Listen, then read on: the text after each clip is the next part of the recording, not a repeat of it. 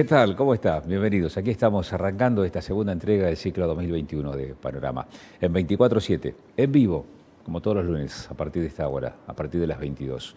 Vamos a hablar de política, tenemos varias cosas como para conversar sobre estas cuestiones, pero también vamos a decirte que los años impares no son fáciles para los oficialismos, para ningún oficialismo en particular. Si a la condición de este año electoral se le suma la pandemia y además de la pandemia la cuestión económica, el mal humor no deja de ser un síntoma preocupante para cualquier gobernante. Superar un escenario adverso es tan importante como saber transmitir optimismo para superar eso. No alcanza con la convicción propia, es necesaria una coincidencia en la visión de conjunto.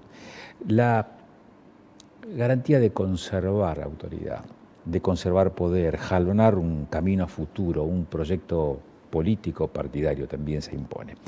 Una frase que podría traducirse en votos y también supervivencia político-partidaria. En el oficialismo uno podría inferir que observan con una sobredosis de optimismo la dinamización de algunas actividades, por ejemplo la reciente dinámica de la actividad petrolera. Recupero de fuentes de empleo podría ser una de esas observaciones a hacer. En el oficialismo neuquino también observan con expectativa los resultados del operativo de vacunación, del dispositivo de vacunación. Un dispositivo que el gobierno, en realidad ningún gobierno provincial administra en cuanto a cantidad de dosis, ni tampoco al tipo de inoculantes. Pero sí pone el empeño en armar el más cálido y rápido operativo de vacunación. Economía, por un lado, salud, dos caras. Una discusión que no puede escindirse ni siquiera desde el minuto cero, estoy hablando del 20 de marzo del año pasado. En la agenda pública, uno podría decir también que la mirada de soslayo sobre algunos aspectos de la vida cotidiana lo que refleja simplemente es preocupación, pero no forma parte necesariamente de lo que se verbaliza, de lo que forma el discurso tampoco. La segunda actividad económica en importancia en la provincia de Neuquén sigue siendo es el turismo. Y este año y medio de pandemia ha dejado a los operadores turísticos muy maltrechos, tanto como la sequía amenaza también a los productores de agroalimentos. ¿Qué dicen en el gobierno? En el gobierno aseguran que el riesgo para administrar el agua destinada al riego de las zonas implantadas con frutales no sería tal si se contase con chigüidos. Una suerte de lamento de la propia impotencia al momento de persuadir a las autoridades pertinentes sobre la preponderancia de una represa o de un emprendimiento multipropósito. En los campos ganaderos, la sequía, la misma que empobreció el cauce de los ríos, obliga a sacar las categorías improductivas de esos campos. Vacas añosas tendrán que ser retiradas para dar lugar a otras cabezas más productivas de los campos de pastoreo. Pero con las restricciones a las exportaciones de carnes, el mercado interno está en dificultades para absorber esta necesidad de los productores de aquí de la región. En la legislatura se presentó un proyecto de comunicación para persuadir al Gobierno Nacional, para insistir ante el Gobierno Nacional sobre la necesidad de flexibilizar ese mercado, para poder colocar fuera de las fronteras la carne argentina. El gobierno provincial, volviendo al tema de la sequía, decretó la emergencia hídrica y productiva en Neuquén, es por 180 días. El anuncio lo hizo esta mañana el gobernador Omar Gutiérrez y como se prevé, se podrá ampliar por otros 6 meses. La sequía lleva el símbolo del fatídico número 13, es decir, 13 años. Y con la emergencia viene un plan, es lo que se dijo desde el gobierno. Un plan que incluye un mapa de organización de obras que se están trabajando con las zonas rurales y también con los municipios. Es decir, pasaron 13 años, ahora se está trabajando para hacer algo para un futuro que no espera.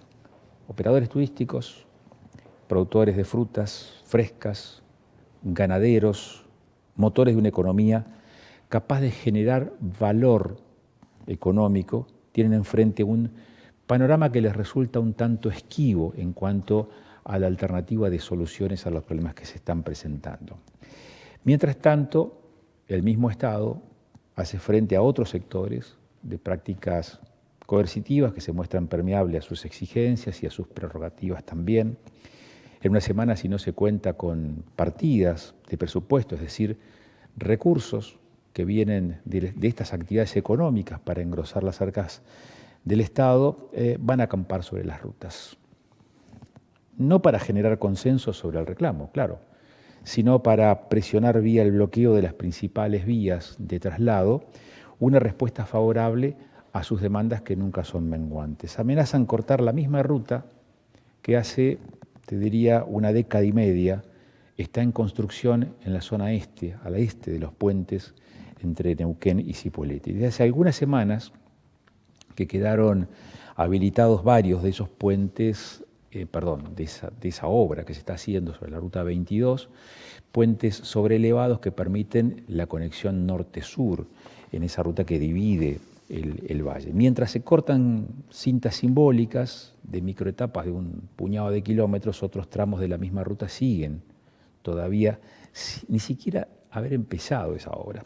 El tramo Godoy Cervantes va a quedar listo, tiene una extensión de 20 kilómetros, el otro tramo Fernández Oro Cipolletti, mucho más corto, se va a habilitar solamente parcialmente, tres cuartas partes de ese tramo.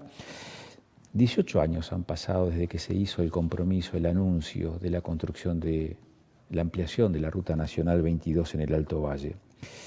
Y a las demoras compartidas entre las empresas y la nación, se suma el planteo de municipios que no quieren puentes elevados, es decir, que no quieren esos pasos, esos cruces sobreelevados. No toleran que los automovilistas los miren desde la altura. Prefieren rotondas, prefieren semáforos, es decir, prefieren el tránsito lento. Todo este escenario aparece disimulado con una reciente actividad petrolera que se ha revitalizado, que se ha dinamizado. Mientras tanto, en la provincia de Neuquén, el partido de gobierno-estado define en sus internas candidatos al Congreso de la Nación. En la ciudad también lo hace el Frente de Todos, y en la ciudad capital, con algo más de margen temporal, se dispone la ciudad a renovar parcialmente el Consejo Deliberante y lograr al mismo tiempo la venia judicial a un planteo de inconstitucionalidad. El principal gremio de la actividad, el de los petroleros, el principal gremio de la actividad privada, quiero decir, el de los petroleros con raíz mepenista, se dice presidente en esta elección, porque claro, también se encamina a su propio proceso electivo interno, en verdad una carrera de relevos, porque Guillermo Pereira entregará la posta a Marcelo Rucci.